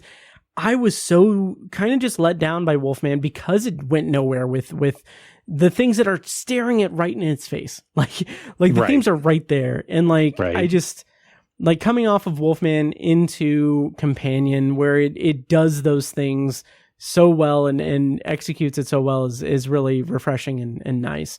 What did you think of the whole conspiracy aspect, or the way that it unfolded with stealing the money and everything? We can kind of talk briefly about that. Yeah, I mean, I think it makes sense. I thought it was a fun little thing that it's like, he's not even a gangster. He's a sod distributor or supplier or something like that. That's a lot of sod you're selling for $12 million plus the house, plus everything else in his life. So whatever. But I mean, it, is what it is. That was a fun turn by Rupert Friend as well. Yeah.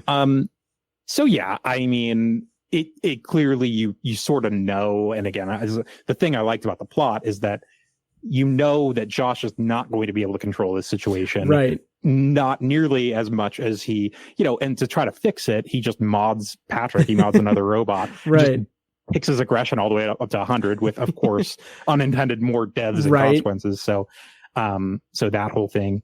So yeah, I think not only from the kind of like incel plotting of it, from how he treats her, how he treats Iris, but that like, that's one thing that, again, like in terms of character, like I would have liked to stay in his apartment a little more. Yeah. Maybe get that cat blanket smell on me a bit, and just like, what does he do for work? Like, does he have any friends? If he doesn't, like, there's a little more about that, but, this movie's about a tight 90, so I understand that they're kind of going more for that, like that sort of pace. But you definitely, for me, there were definitely like plot holes and things where I'm like, why don't they do this? And all that, so, which is just kind of subjective. But but I think generally the choices that Iris makes make sense and all of that. But there were definitely some plotting things where I'm like, all right, this is a little ridiculous. We're in spoilers. The corkscrew thing for the wine does not do that. Yeah, no, there's that. It doesn't go past the plastic part. No, I mean, that, like, it's a fun kill, but I appreciated it, but it was like, okay, like I had a moment where I was like, okay, this late in the game, they're asking me to suspend my disbelief even more, and I'm like, yeah, it's fine. They just killed it with something else. Whatever. I know they want to. Yeah, it's a fun thing, but anyway, just like it was honestly probably like a series of things like that. But I don't think that would bother normal people. The aforementioned normies. The normies. Yeah, this is a real normie movie. Yeah. Very normcore. But no, I really enjoyed this.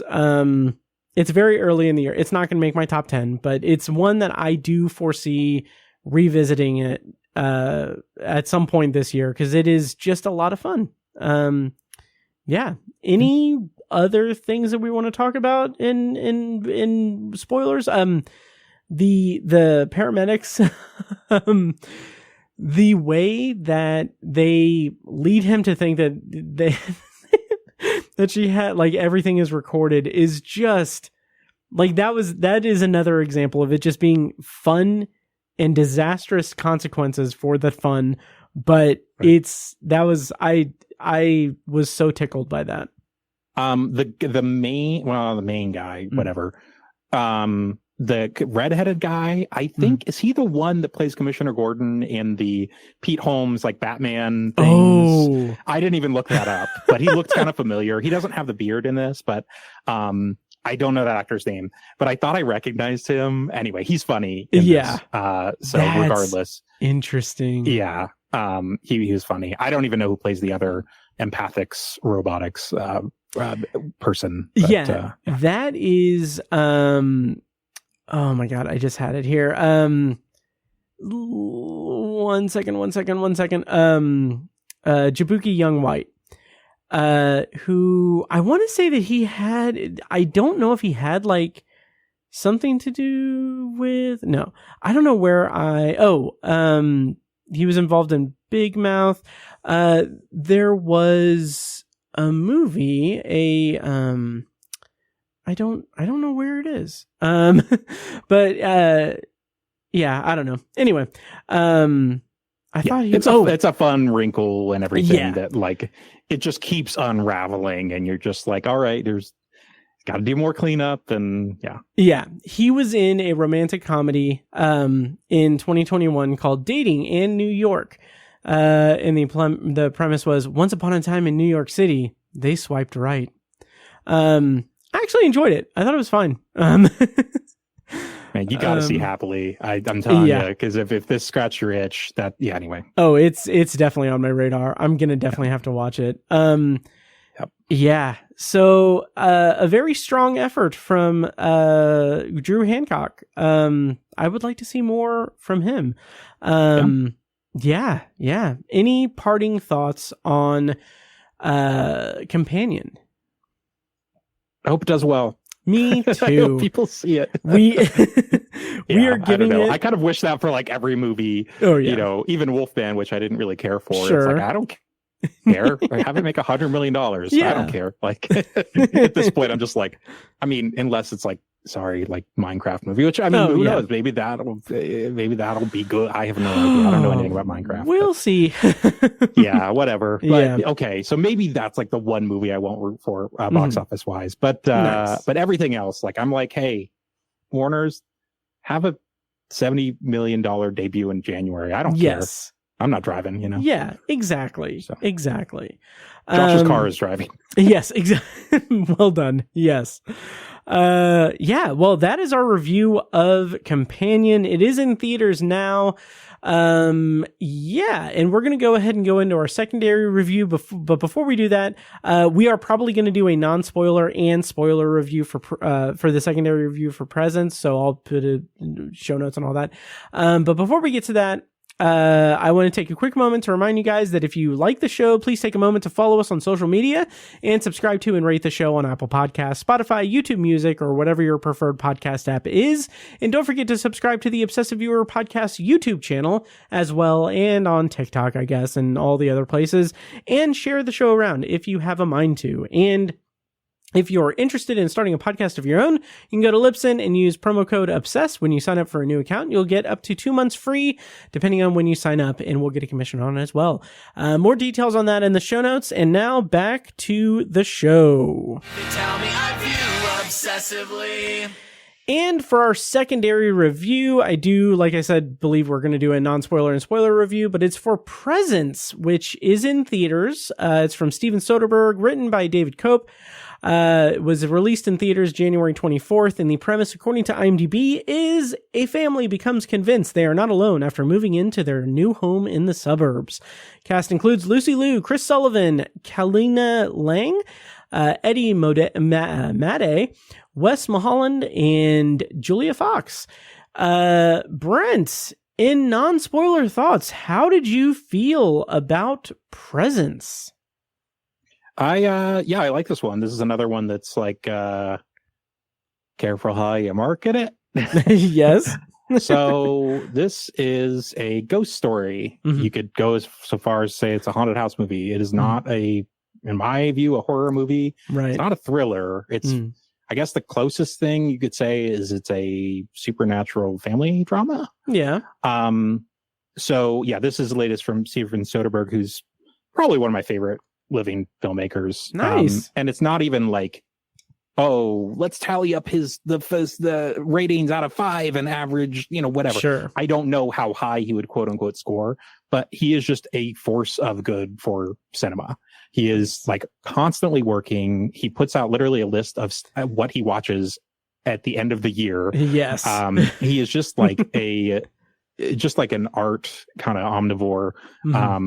And so I just have a lot of admiration for him, and I do love a lot of his movies, but just generally, this is like I think the 11th or 12th movie in a row that he has directed, edited, and shot. Oh wow! Which is like literally tell me another that's insane director, certainly a Hollywood director, like or a big name or whatever that is doing that. Like I can't think of one. Yeah, and plus like the breadth of his work and like the way like I'm fairly limited in my knowledge of Steven Soderbergh for sure, but like he just, it seems like he doesn't have like a particular style. He's like you said, he's like an omnivore with that. So yeah, he's just kind of always just kind of whatever interests him kind of most at the moment. And always one of those guys too. He's always pushing kind of the form and technology. He has a series that I still need to watch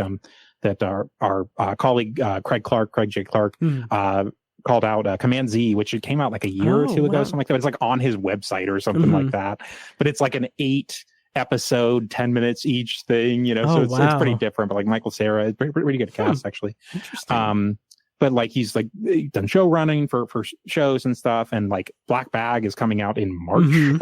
So and then this just came out, so like I have no idea what the hell. But anyway, But this film Presence actually debuted at Sundance in 24, so it's been about a full year. This is an interesting one with like as being a neon release, because I am excited for their slate, and I did like this movie, but like to me, this doesn't really fit like with their sort of quote unquote brand. Sure. And more to that point, I watched the trailer for this, the second trailer that they put out, common theme in this episode, after I saw the movie. And I kind of did that intentionally. I think I saw the first trailer for this at some point, and I'm like, Steven Soderbergh, I'm there, just turn it off because I don't care. Like I'm going to watch it. But the second trailer is funny to me because it is so aping A24's horror trailer. So I literally watched the second trailer for it. The thing of like the rubber band. I swear to God, it's basically that. It's like they do the string stabs, amazing. And then it's like an Accolade trailer. They're like the scariest movie you'll see of this year. It's like, give me a break. First of all, it's a bad way to market it. Yes. Secondly, you're just overhyping it just generally. But it's not that. It's not. Yeah. Even if you could say this movie was scary, I don't think it is. But it's not that kind of movie. It's not an arty horror movie, even if it is one. You could argue that it's maybe somewhat experimental in some ways, but like, and really only in the way that it's shot. Other than that, it's anyway. So that kind of drove me nuts, and I'm definitely glad I didn't see that trailer beforehand. Not that it gives anything away; it just sets it up poorly. But anyway, I'm rambling now, but I liked it, and the only reason I wanted to do spoilers is because I wanted to talk about the very last scene of this movie, which did kind of recontextualize the rest of the movie once I found something else out about it. Oh, interesting. Okay, but other than that, I think this is like another one that. Yeah, I think if you go into it and you don't expect the scariest movie or even a horror movie, I think what you'll find is this kind of unexpectedly poignant, again, kind of family story about this like family that's sort of fractured in different ways, and how this entity's presence is trying to kind of bring them back together. That's really what the whole movie is to me. Yeah.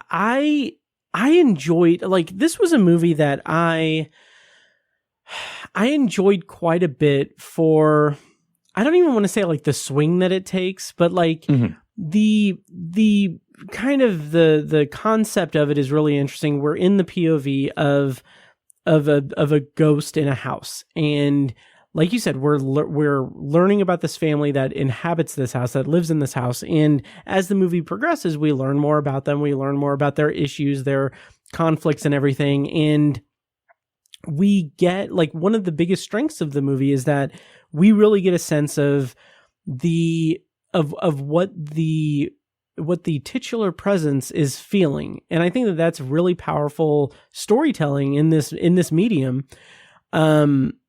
But there are just elements to it that I will have to expand on in spoilers, but like in non-spoilers, like there are a couple of like choice scenes with dialogue that are scenes that are vitally important to the story, but the dialogue is like, I kind of just felt like, why is this so overt? Why is this so direct? Right. And like, that really just kind of got under my skin a bit, especially when the movie is doing these things that is trying to go a certain way, and with the kind of the handicap of poor dialogue choices, it hampers what would have been an intriguing plot, really. And I want to talk to you in spoilers about a certain subplot involving Lucy Liu that I feel yes went nowhere whatsoever.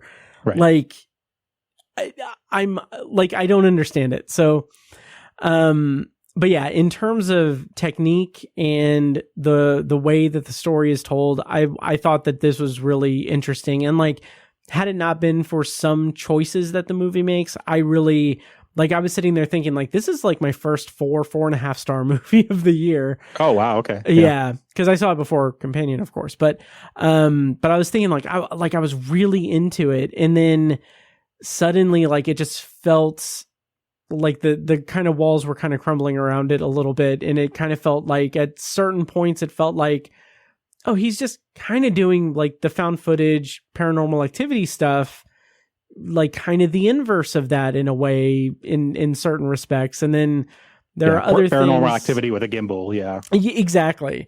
Right. And that kind of just felt like, okay, like the weird thing was the first however long, where it is basically setting up the concept and setting up the family and setting up their interactions and everything.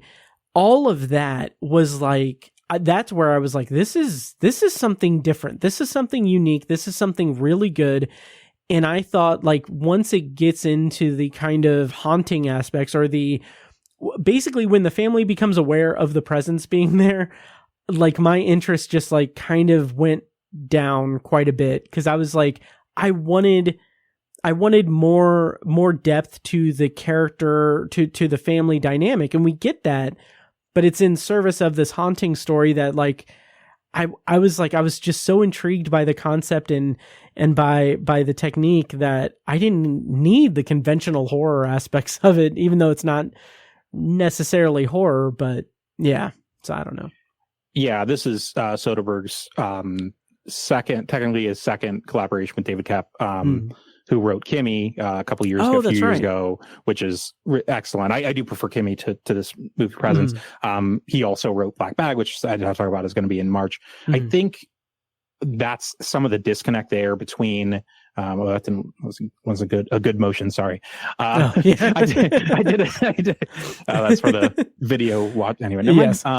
Yeah, like, it's basically like I think a disconnect basically between the direction and the screenplay, where I think Koepp is really making over not just themes, but like, it's just like, no one talks like that. Like, I think there's certain lines that are kind of clunkers. Yeah. I will say there are a few lines that came off as like, oh my God, to me during the movie, that after the kind of thing that we'll talk about in spoilers, that in context actually work a little better for me. Okay. Having said that, I do think there are still lines that don't play well even in that context. And I think that is, you talk about a handicap, which it effectively is.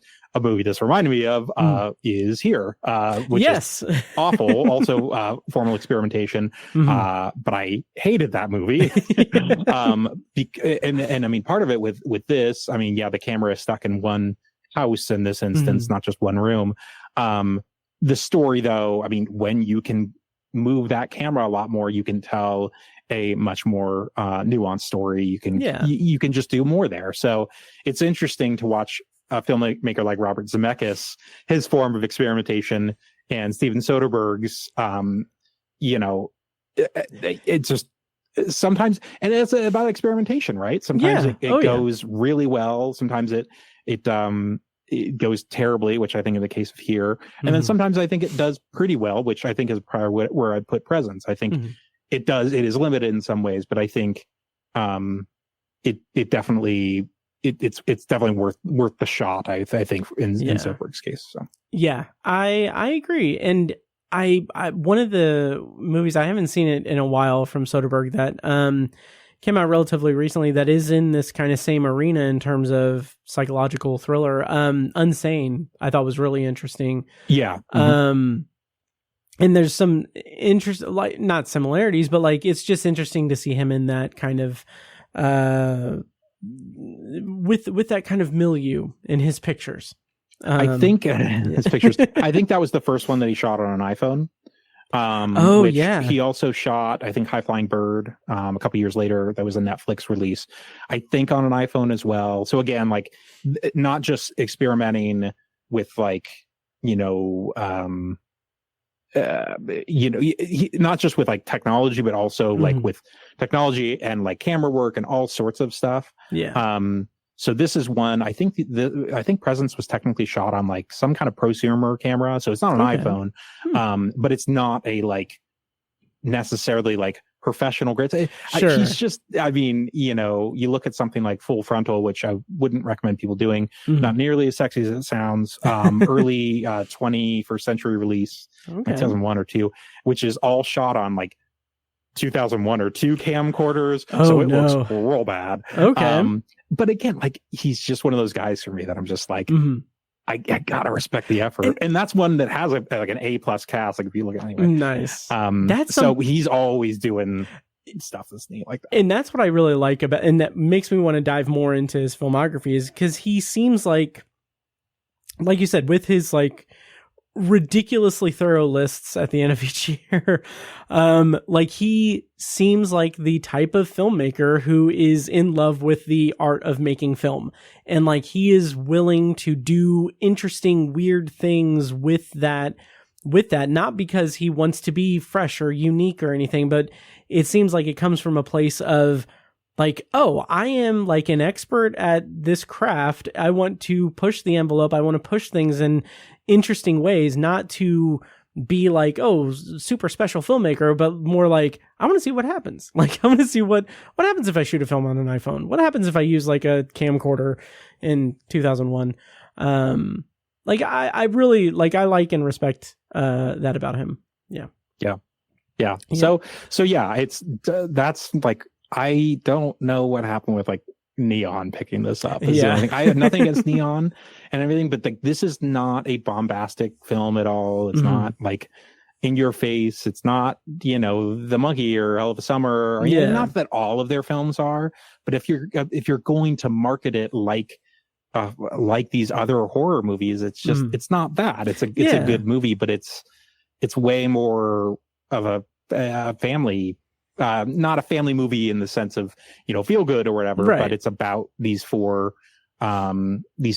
people, their relationships basically, and trying to repair them. So I mean that's just, they're just selling a totally different movies. That's my only kind of like thing with it marketing wise. But other than that, I think it's a solid one. Nice. Yeah, I thought it was solid too. We'll talk in spoilers about some specifics, but why don't we go into spoilers? What did you end up rating it on Letterboxd? I gave it 3.5 out of 5. Nice. I rated it 3 stars. I enjoyed it, and we'll talk in specifics and spoilers. Are you ready for spoilers, Brent? Yes. Let's do All it. right. We're going to go ahead and go into spoilers for Presence. I'm going to play a clip from the trailer. Check show notes for timestamps. You know the drill. Here's a clip from the trailer for Presence. When we come back, we're going to be spoiling the movie. What's it like?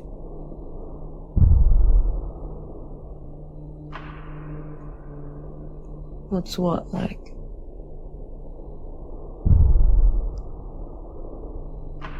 I never had anybody die. Scary. And it goes on. What do you mean? Okay, so spoilers on for Presence, and I did not pick the most thrilling part of the trailer for that clip, and I apologize. But let's talk about the dialogue first, I guess. Like, there's just this level of disconnect I had with some of the dialogue that felt very forced. And in particular, I had some issues with the ending. Like when two dialogue scenes stand out to me as like really, really bad dialogue writing. It's when the quote unquote psychic comes in, like they throw out that whole thing. 3 actually scenes, where she's like, oh, it could be any, like whatever caused this spirit to be here. It doesn't know. And it could be something in the past or in the future that hasn't happened yet. Wink. I'm just like, okay.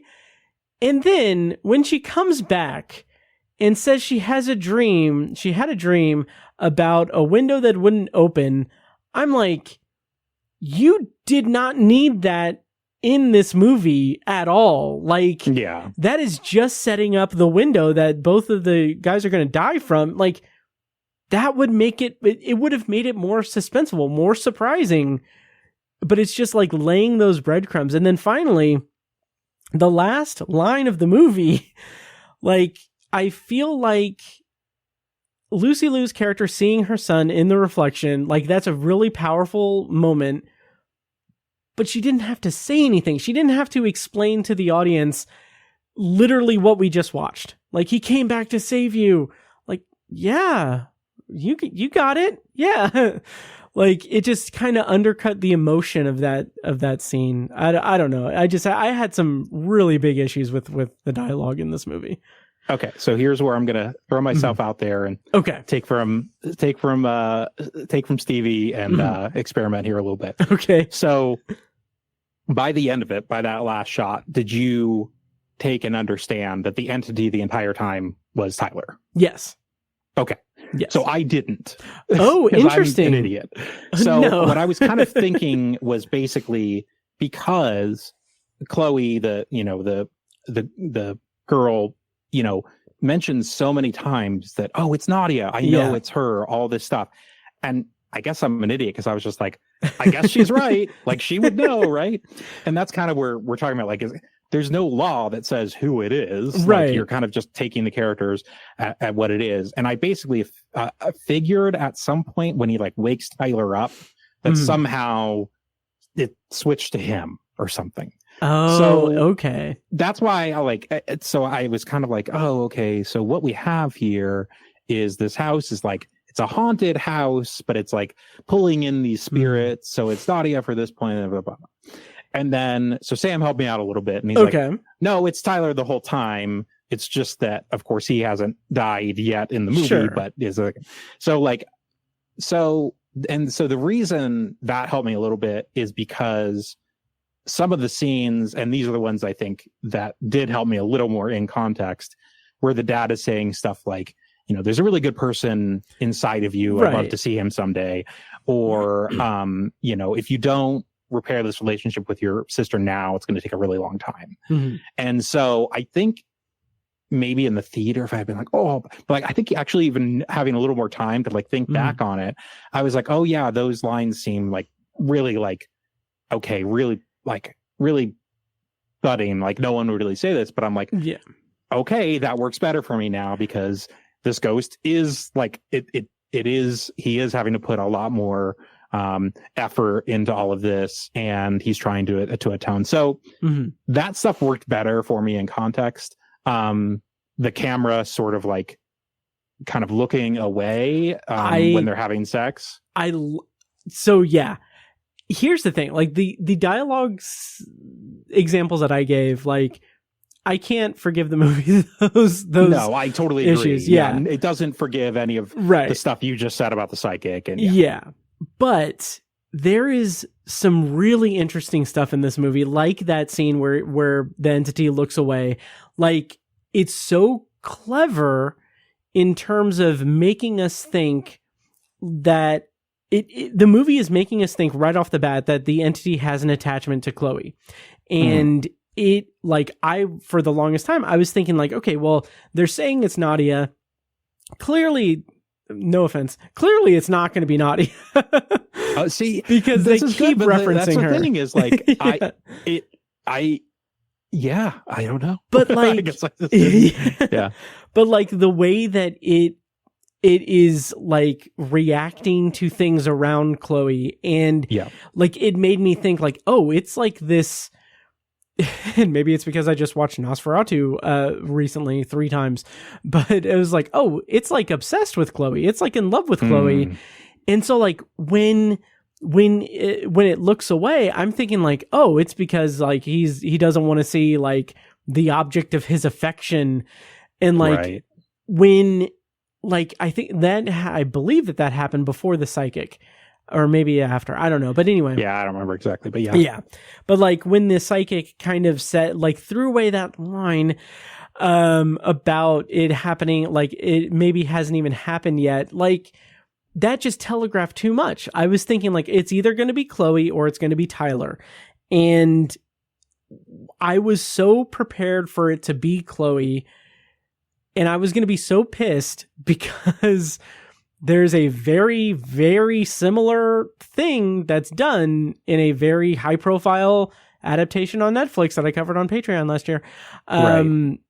Like I would have been so mad. I would have been so angry. But like the pivot to it being Tyler and like recontextualizing all of the dialogue about how he's like a dick and everything, and how he needs to repair the relationship. Like you said, like that worked really well in hindsight, but it was hampered by the dialogue telegraphing it too hard. And what is the deal with Lucy Liu's job? Like, yeah, her job, and then you also like the incest thing. There's like weird, like, yes, there's weird like red herrings and little things that you're just that again, knowing the ending doesn't help any of it. No, where I'm just like, that's just kind of, I guess, messy screenwriting. I don't know what that stuff was.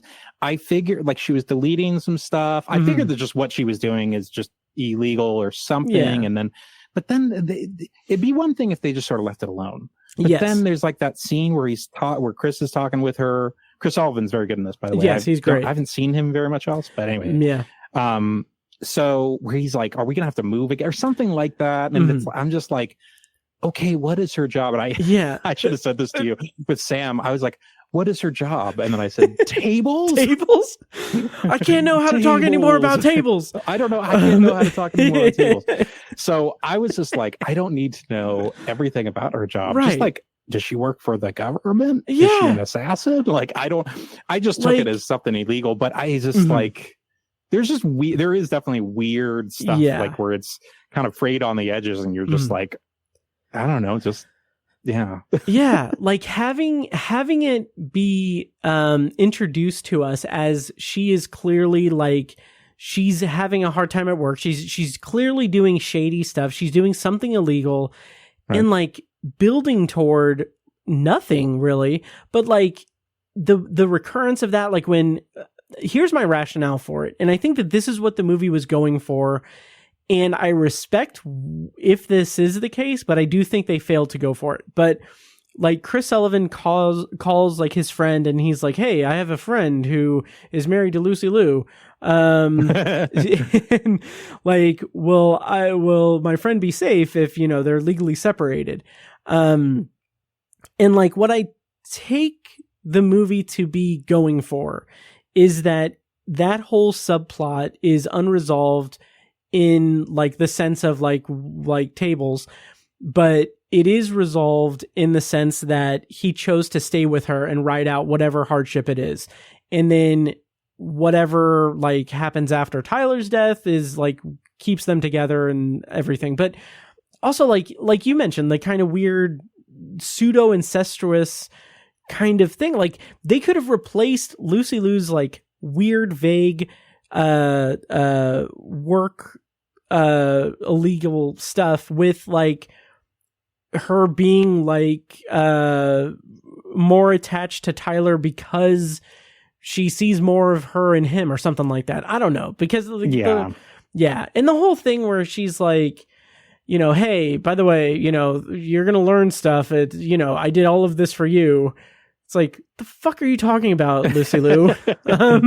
Yeah. And again, I guess it makes him being more, again, the camera, right? Because he has to be the one, you know, who's most curious. So he's probably like, what was my mom doing?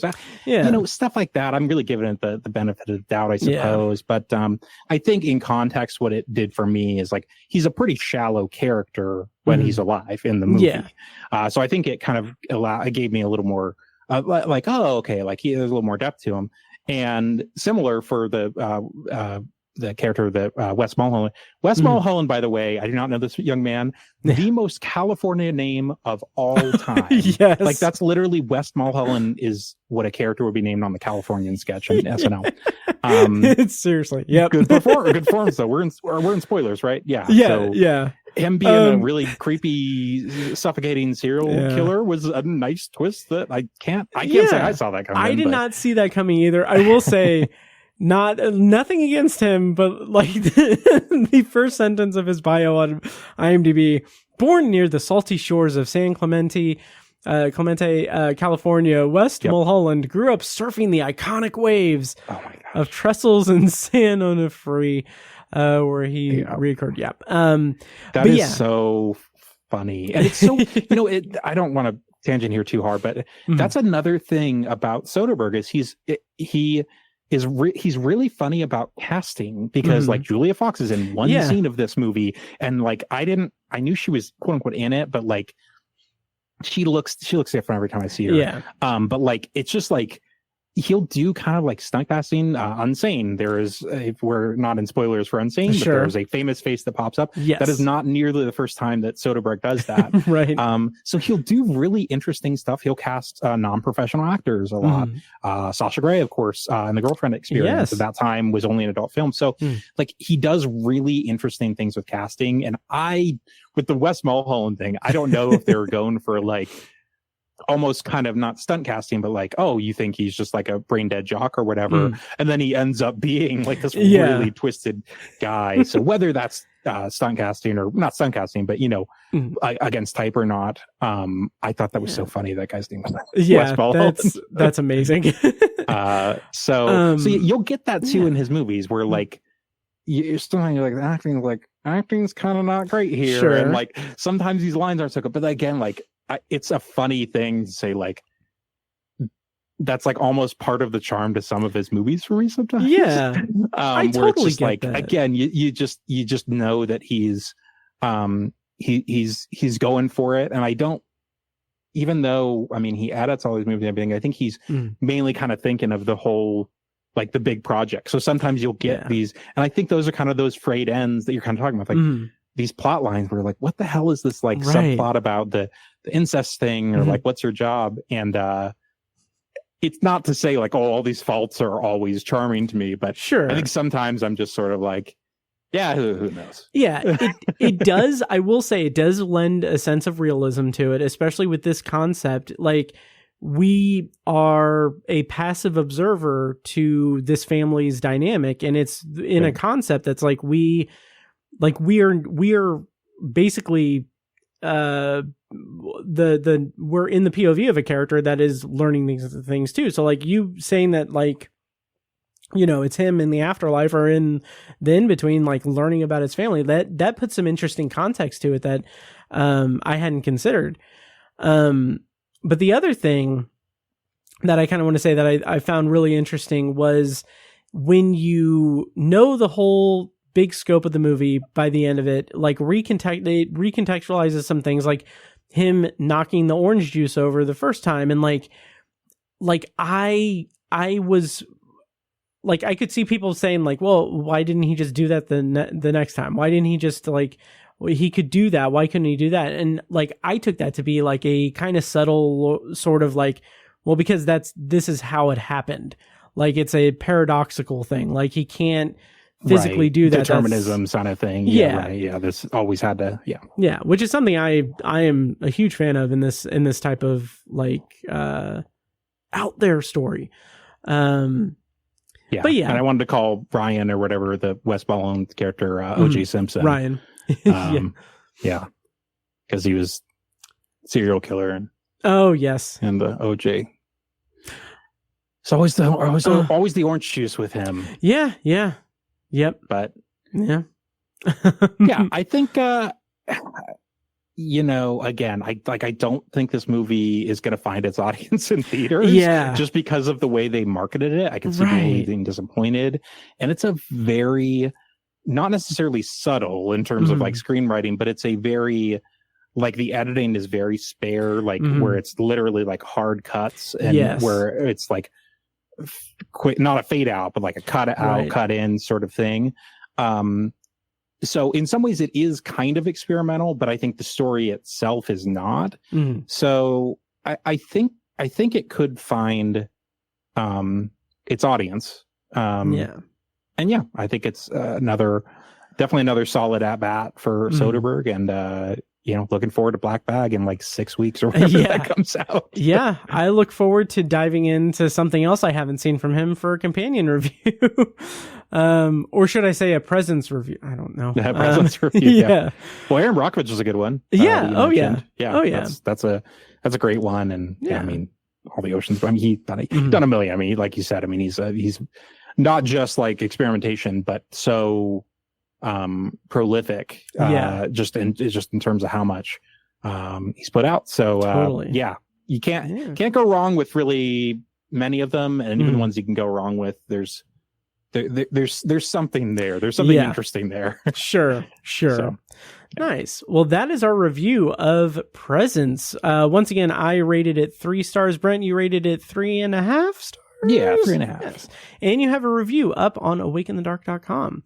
Are you going to have a review of Companion? You said that yes, we were talking about it. Yeah. Matt, go to sleep. Yeah, but I am, but like, it's going to be challenging. Yeah. Sometimes you got to give yourself a writing challenge. Yes, absolutely. Okay, well, that should just about do it. I don't think we're going to do a potpourri section because I want to get us out of here and I want to make dinner. Sounds good. But once again, thank you so much, Brent, for joining me on this episode. And can you tell people where they can find you and your work online? And if you have anything kind of in the pipeline for stuff that you're going to be writing about or doing things in the future? Or in the past. Or in the past. Very good. Yeah, I'm Awake in the Dark on pretty much every social media platform. I'm on Facebook, Twitter /X or whatever, and then Blue Sky, Threads, all the Letterboxd, all that stuff. Nice. Companion, probably Hard Eyes, and then probably Cap America and stuff. I don't fully know for February quite yet. I do have Midwest Film Journal stuff picked out. I should be doing I think 5 this year. Nice. I think the first one is in, I don't know when it is, but I'll have more on that closer to when it comes out. Nice. Well, links to all of your stuff is in the show notes of this episode. And thanks once again. I'm going to go ahead and close out the episode. That's it for this week's episode of The Obsessive Viewer. As always, thank you so much for listening, and make sure to follow the show on social media and subscribe to the podcast on your preferred podcast app. Also check out Obsessive Viewer Podcast's other shows, Tower Junkies and Anthology, which Tower Junkies is hosted by Tiny and myself, and Anthology is hosted by me. Next week on the show, I don't know for sure what I'm going to be reviewing, but I think the feature review will be for Love Me, and maybe the secondary will be You're Cordially Invited. We'll see. But until then, thank you so much for listening, and we'll see you next week. And now, enjoy this short clip from a recent Patreon-exclusive episode. For the full episode and more Patreon-exclusive content, sign up at patreon.com/obsessiveviewer. He does not strike me as the type of filmmaker who usually does like Oscar fair stuff, which is ridiculous for me to say out loud now because he also did Traffic, of course. But he's not someone that I really associate with that type of like Oscar caliber sort of filmmaking. And that's partly because I'm maybe not terribly familiar with his work, all told. But this is a more conventional sort of Oscar run sort of movie. And to its credit, it doesn't really feel like it. Just in general, it is that kind of movie in terms of Oscar bait, awards bait kind of movie. But it is something that feels a lot more measured and a lot more earnest in its storytelling. Thank you for listening to the Obsessive Viewer podcast. This episode was produced and edited by me, Matt Hurt. If you have feedback, thoughts on our episodes, or just want to connect, you can email me at matt@obsessiveviewer.com. For more information on this show, including a full archive of our episodes and show notes, visit obsessiveviewer.com. And if you enjoyed the show, please give us a follow on social media and subscribe to us on your podcast app of choice so you never miss an episode. Also, consider rating and reviewing the show on Apple Podcasts, Spotify, and Audible to help increase our visibility and grow our community. If you want to support the show and get early access to new episodes, as well as a steady stream of exclusive episodes, you can join our Patreon at patreon.com/obsessiveviewer. For information on more podcasts presented by obsessiveviewer.com, visit obsessiveviewer.com/podcasts. Our theme song is A Little Mad Sometimes by As Good As It Gets. For more of their music, check them out on Spotify and at asgoodasitgetsmusic.com. Thank you so much for listening, and we'll see you in the next episode. Get up to 2 months of free podcasting service with Libsyn. Check out the show notes for your promo code to get started podcasting today. Marketing is hard.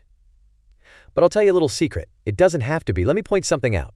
You're listening to a podcast right now, and it's great. You love the host. You seek it out and download it. You listen to it while driving, working out, cooking, even going to the bathroom. Podcasts are a pretty close companion. And this is a podcast ad. Did I get your attention?